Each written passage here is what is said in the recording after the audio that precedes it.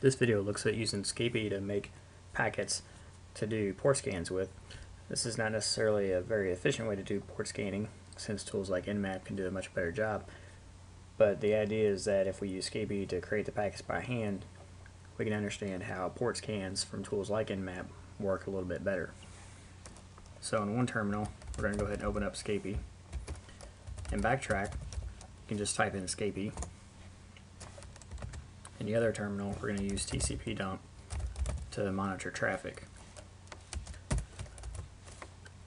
So the target that we're going to use is a printer, which may seem unusual at first, but printers, especially network printers, usually have a lot of ports open on them, and they don't always have firewalls running on them, which means that when you scan them with tools like Nmap, what you see is what you get. If it's got 6 ports open, then chances are they really are open and they will respond.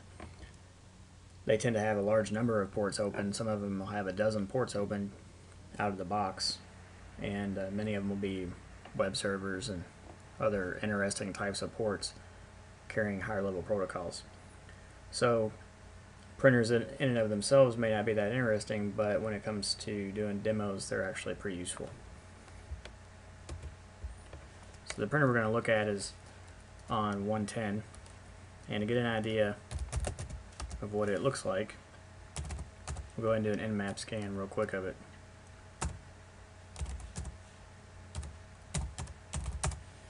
So again, it's at address 110 on the 192.168.1 private network. Going to do a -O to get the operating system, -S_V to do a version scan, -S_C to run some of the NSE scripts that are embedded in Nmap against it. And we want to use the network card that is connected to ETH2, because that's the card that's facing this network 192.168.1. We want to be verbose, and we want to capture the traffic to files to be used later. And one of the easiest ways to do this is with the -O capital A option, which will output in the Nmap regular format, the Nmap grepable format or GNmap format, and the XML format. We need to give the file a base name. So just call it printer, and then that'll create printer.nmap, printer.gnmap, and printer.xml. For the XML file, we're going to use a style sheet to make the output more readable. And we'll just use the default one that comes with Nmap, nmap.xsl. Since we're not specifying the path to nmap.xsl, whenever we do get the XML file, we need to make sure that we copy the nmap.xsl file to wherever the XML happens to be, since this is saying it's going to be in the same folder because there's no path before the file name. The device we're going to scan is the one on 110.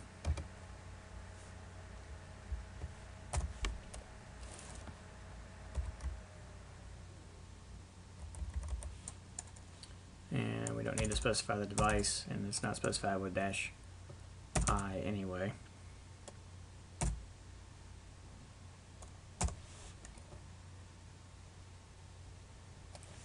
So Nmap used the route tables in the operating system to figure out which device to use.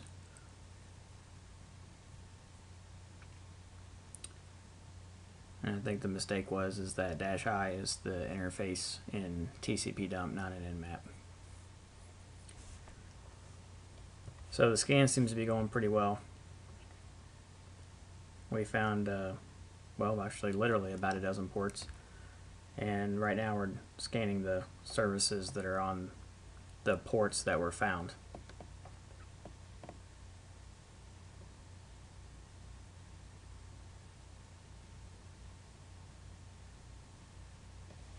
When you're in Nmap, if you want to hit the space bar, it'll give you some information about how far it has to go. Really, most any key will do this, but the spacebar is safe. Also, if you want to increase the verbosity during a scan, you can hit V, and as you can see, the verbosity increased to 3, then 4, 5, etc. If you want to increase the debugging output, you can hit D. So now debugging is 1, hit it again, it's 2. And if you want to turn on packet tracing during the scan, you can hit P for packet trace. And if you want to reverse these back around again, you can hold down Shift and hit the same keys. So Shift P will turn off the packet trace. And there's the Shift P. We can hit Shift V to lower verbosity back down to 4. Shift D will lower the debug back down to 1. And that tends to quiet the output quite a bit. So we'll go ahead and turn debugging back up to 2 just so we can not so much monitor the activity, but at least see that the activity is taking place. These probes that are being sent are the service probes. So it's checking for these services working on these ports. And if there's a match that comes back that matches the response, then Nmap knows that the service running was the one that it sent in the probe, or for the probe. And these service scans can take a long time if you have a lot of services that are relatively obscure or unknown. And printers typically have a lot of web servers running on odd ports, and they also have a lot of internet printing protocol running on at least some port, waiting for someone to send something to print over the HTTP type protocols. Now the SC will run these NSC scripts. So right now the SC command is kicked off these scripts looking for robots files on the web ports, HTTP methods, auth, so on. And we're about 86% done.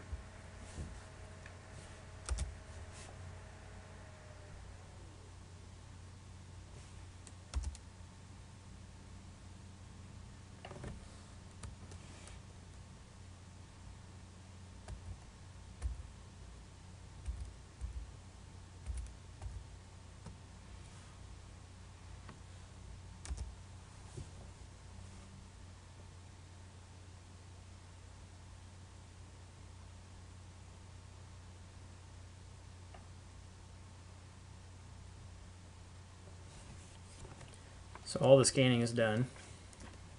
I'm going to go ahead and take a look at this host. Well, first, before we look at the reports, we do an ls. We can see there's a printer.gnmap file, a printer.nmap file, and a printer.xml file. And those are the result of using the -OA option to output all files. And the one that tends to be the most useful now is the printer.xml file. The printer.gnmap file was for a while the input file for other tools. So for example, Amap would take in the gnmap file, and Metasploit used the gnmap file for importing as well. Nowadays Amap still uses the gnmap, but Metasploit and the graphical versions of Metasploit, the Community Edition, the Pro Edition, they all use the XML input. And in fact, in the graphical Community Edition, there may not even be an option to input the gnmap style. It may only be XML now. So one of the things we need to do is make sure that the nmap.xsl file is in this directory, which it is. And that's important because if we look at the XML file,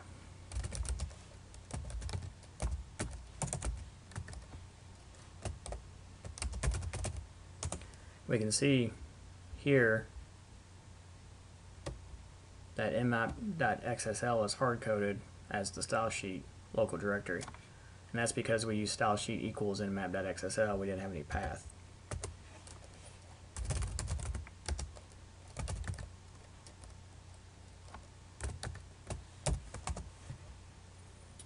Here's our scan summary for 110. So we can see we have 80443, typical HTTP. We also have this somewhat unusual 631, which is the Internet Printing Protocol. Then we have some ports that are unknown. Essentially, they say TCP wrapped. An HTTP proxy running at 8080, and then some jet directs, since this is a Hewlett-Packard. So now we have an idea of which ports really are open on this machine, which will be useful for validating that we're doing the Scapy right. So with that information, we're going to go back and set up the TCP dump. So the interface that's on the 192.168.1 network is the ETH2. You can get that from ifconfig.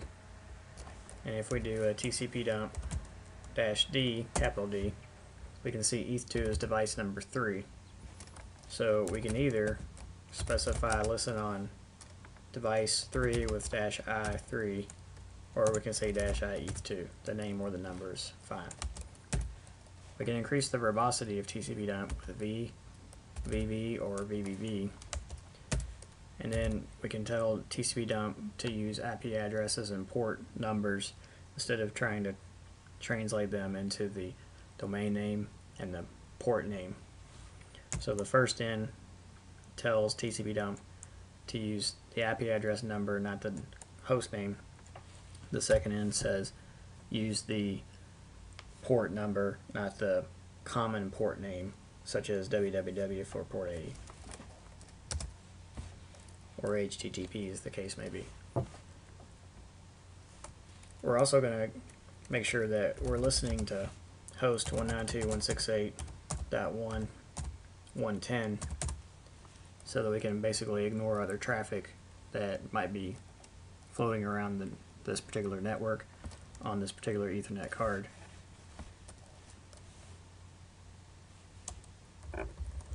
And we can add in other options as needed, but this should work for now.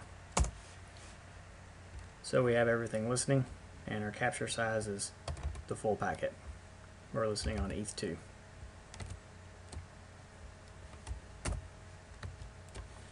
So we're going to go ahead and go back to our Scapy terminal, and we're going to start crafting packets to do a port scan.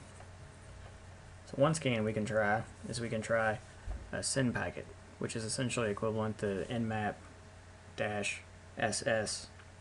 flag, that'd be small s, capital S, which sends SYN packets and looks for the SYN-ACK responses. If Nmap's in the connect mode, the -ST mode, it'll also initially send a SYN, but upon receiving a SYN-ACK, it'll go ahead and do a full connection. So to get started, you need to know a few things about Scapy. It allows you to save things in variables, and it constructs the protocols using the keyword for the protocol. So for example, if we do an ls, we can list all the different protocols. If we look for the IP protocol, we can see that the constructor for that is IP. We can do an ls on IP and see the fields that are in it.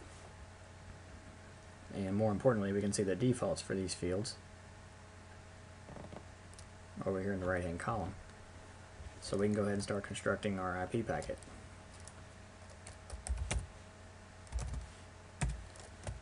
So the constructor was IP, and then we can specify any of the fields on the left hand column to change any of the values on the right hand column. However, if we're happy with the values on the right, we can leave them.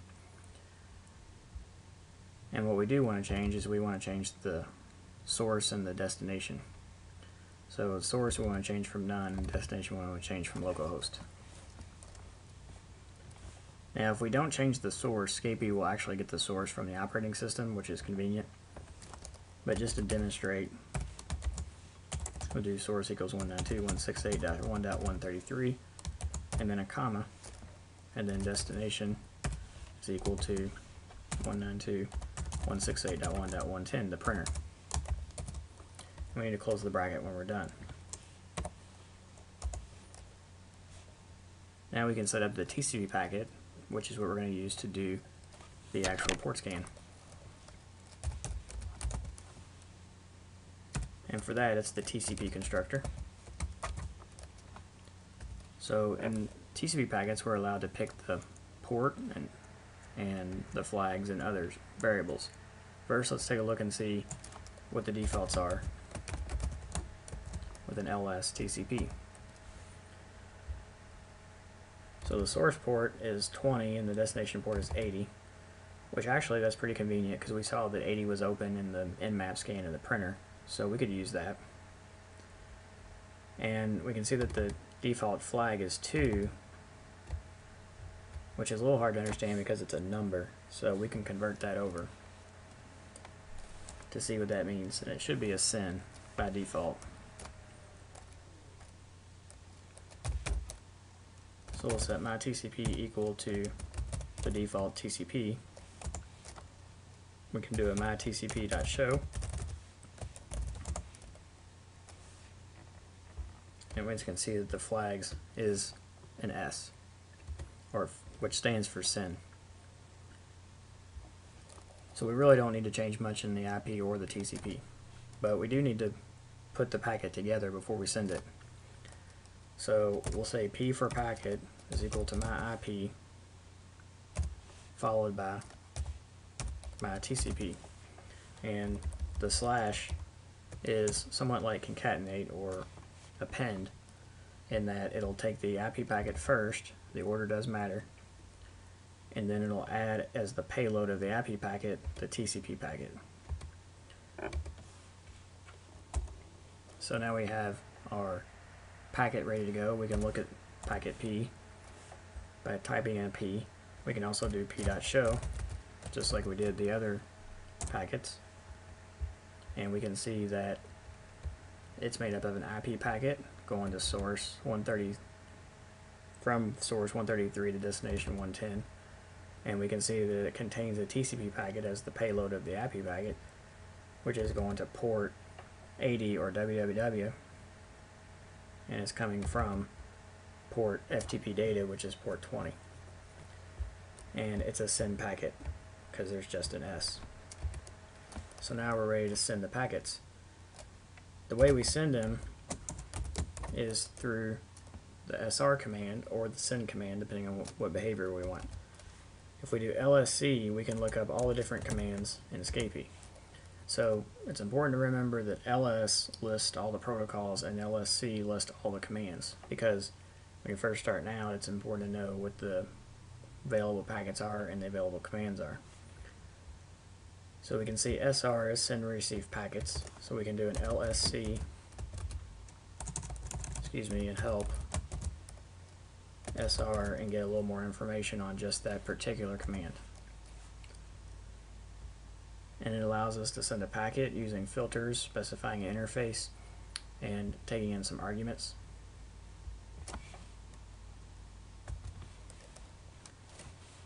Let's go ahead and clear the screen, and we'll send packet. Before we do, we'll just double check that our TCP dump is ready and put a couple spaces in there to make it easier to tell where these ARPs leave off and where our packet starts. So we sent one packet and we received a packet back, and it was answered because it shows up in the results instead of being unanswered where it would have shown up over here. There were no unanswered packets sent. We only sent one. We got one response. So in this case, it pretty much had to be in the results area. So if we look at what was actually sent, we can see that for one, an ARP was done to tell our computer 133 what the MAC address of 110 was, and someone replied that 110 is at this MAC address here. Then the IP packet was sent here, and it went from 133 on port 20, which we knew was the source port, and it went to 110 on port 80, and we already knew that the flag was going to be a SYN. Then later 110 on port 80 responded back to us on 133 port 20, and it replied with a flag of SYN ACK. The dot in tcpdump is ACK, whereas it would be the letter A in Scapy. So a little bit different, but that's SYN ACK. And then there was some more activity after that. So we've just done a port scan with Scapy. We sent a SYN and we received a SYN ACK. The port is open. We can look at the results in Scapy a little bit more carefully as well. The way to look at these results is they're an array, and since we didn't specify any kind of variable when we sent the packet, such as result R equals SR, we didn't store those results anywhere, and by default Scapy stores them in the underscore variable. So let's go ahead now and assign R equal to underscore, meaning assign this construction here to the R variable. And this is essentially an array. We can see that there's a comma between parentheses, so it can be treated as like an array or a list, and it contains essentially two arrays or two lists, one array called results and one array called unanswered. So now R has a copy of that because we copied it from the underscore. If we type R, we can see the results are the same. Now another thing we can do is we could have split these into two different variables from the very beginning. We could have said A for answered, comma U for unanswered, or any letters, it doesn't matter, is equal to underscore, or in this case we can just say R because we captured it in R. Now if we print A, we'll see the left half, and if we print U, we'll see the right half. And again, we could have done that from the very beginning. We could have said A comma U is equal to SR of our packet, or we could have said R is equal to SR of our packet, then split it R into AU later. Any of those would have been fine. So now that we have the results sorted in A, we'll just go ahead and use A. And TCP is the first member of the results array. So to get at TCP, we're going to ask for A position 0 because TCP is in the first position, and that's where the response came back. And we can see that the response is down here with all the information. Now here's the flags. So we received back a SYN ACK. Again, A in Scapy is ACK, although the dot in tcpdump was ACK. So these are equivalent to what we saw in the tcpdump window. So now let's do the same thing a little bit quicker, but we're going to send it to a port that we don't believe is open. So that printer actually had a lot of ports open. We probably need to double check at what's open and what's not. So we'll just try to see if, like, say port 80 is not open or something. And it looks like there's a gap 80 to 443, so we'll just assume 81 is not open. Okay, so we can use our IP packet over again. We had called that my IP. We can double check just by typing in my IP, and it's still there. But we want to change the TCP around. We had called that my TCP. So we need to either rebuild my TCP or change it. Now my TCP was all defaults. We didn't actually set anything. So we can either change this one or we can create a new one. We'll just change this one. So my TCP dot destination port, which we can see here is the keyword is dport. We also could have used the ls command on TCP to figure that out, is equal to 81. We don't quote 81 because 81 is a number. Again, if we do a ls TCP, we can see that dport is a short or a number and short integer.